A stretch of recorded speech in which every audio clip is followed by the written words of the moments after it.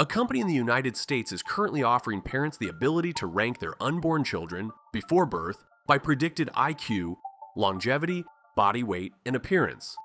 The price is $6,000. Independent scientists dispute the scientific basis of the service, and the company's co-founder is named in a federal lawsuit alleging he stole trade secrets from his former employer to build it. This is the story of Nucleus Genomics.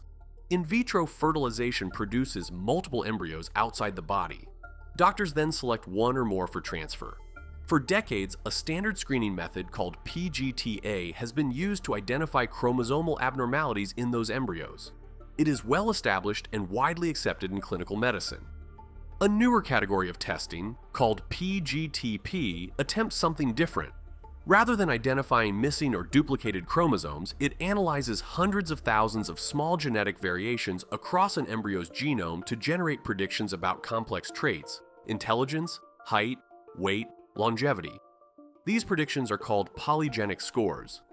Nucleus Genomics was founded in 2021 by Kian Sadeghi, backed by Founders Fund, associated with Peter Thiel, and 776, the fund run by Reddit co-founder Alexis Ohanian. In late June 2024, Sadeghi announced what he described as the first intelligence score based on your DNA. By June 2025, that concept had become a product called Nucleus Embryo. For $5,999, couples undergoing IVF could have up to 20 embryos ranked by predicted IQ, longevity, BMI, alcoholism, susceptibility, baldness, anxiety, eye color, and hair color. Sadeghi's position on the ethics was direct. Some people don't think you should have this choice, but it's not their choice to make. It's yours. In October 2025, Nucleus and its associated research operation, Parasite, published findings claiming their polygenic score could account for 16.4% of the variance in fluid intelligence. The same number means that 83.6% of what determines intelligence is left entirely unexplained. Environmental conditions, education, nutrition, and developmental factors are not captured. Independent assessments are considerably less favorable. In July 2025, Scientific American stated that the predictive power of polygenic risk scores remains so severely limited that you won't find them part of standard clinical care anywhere in the world. The National Human Genome Research Institute has noted that polygenic risk scores are statistical tools developed for large population studies and are not diagnostic instruments for individuals. A study published in the journal Cell in 2019 modeled the real-world effect of selecting embryos for higher predicted intelligence. The simulated gain was negligible, statistically detectable in research models, but without meaningful practical consequence. Research published in PMC found that selecting for higher IQ polygenic scores simultaneously increases genetic risk for autism spectrum disorder and anorexia. Optimizing one measure shifts risk elsewhere within the genome. Furthermore, nearly all polygenic research has been conducted on Western European ancestry populations. Predictive accuracy drops to 64% of European ancestry performance in African American populations, a limitation the product is sold without prominently disclosing. No regulatory body currently requires such disclosure. Following the June 2025 launch, bioethicists, geneticists, and investors applied the word eugenics to the product publicly and immediately. The criticism centered on the underlying logic, ranking embryos by predicted cognitive potential, then discarding those ranked lower. The Journal of Medical Ethics published a formal analysis in December 2024, warning that polygenic risk scores used in embryonic screening raise questions that extend well beyond disease prevention. The American College of Medical Genetics and Genomics acknowledged that existing guidelines do not cover this technology. No government body in the United States currently has authority to regulate the sale of embryo rankings based on predicted IQ. Sadeghi rejected the framing directly. If a couple exercises their right to choose their own embryo based on what matters most to them, that's eugenics, we have lost the plot. At $6,000 on top of IVF costs that routinely exceed tens of thousands, this service is accessible only to those with substantial financial means. If the technology produces any advantage at all, that advantage is not distributed equally. In November 2025, independent researchers began examining Nucleus's public-facing materials. Three categories of allegations emerged and spread widely. The first concerned customer reviews alleged to be fabricated, either AI-generated or fictional. Examples cited included a reviewer whose profile photograph appeared to change between versions of the page and testimonials from parents of embryo-selected children posted on timelines impossible given the product's launch date.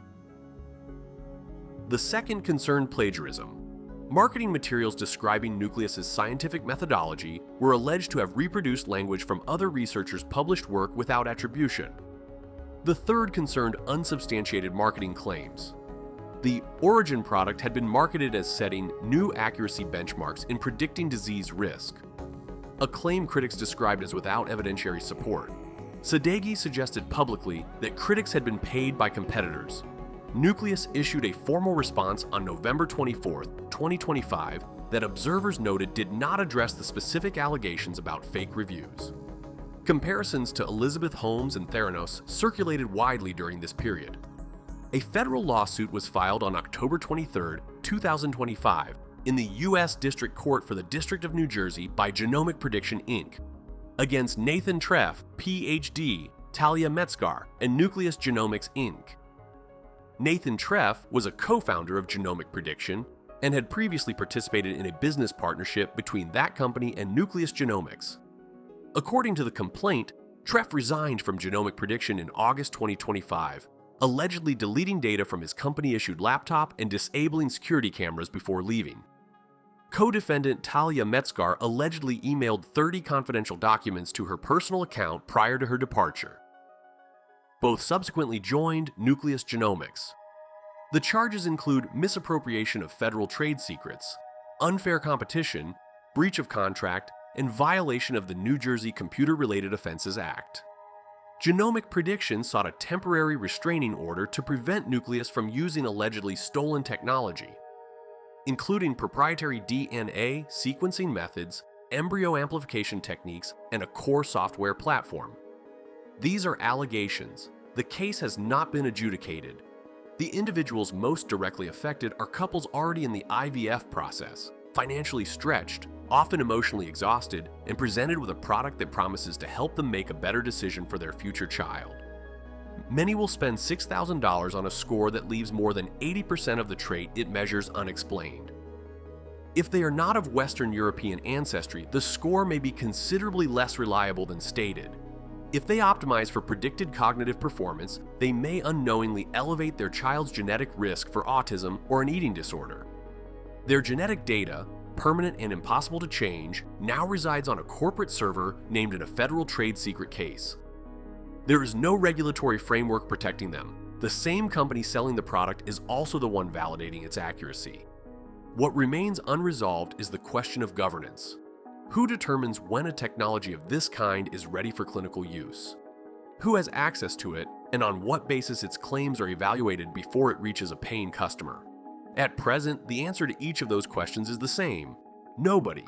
Is genetic selection of this kind a medical advance or a commercial product sold ahead of the science that would justify it?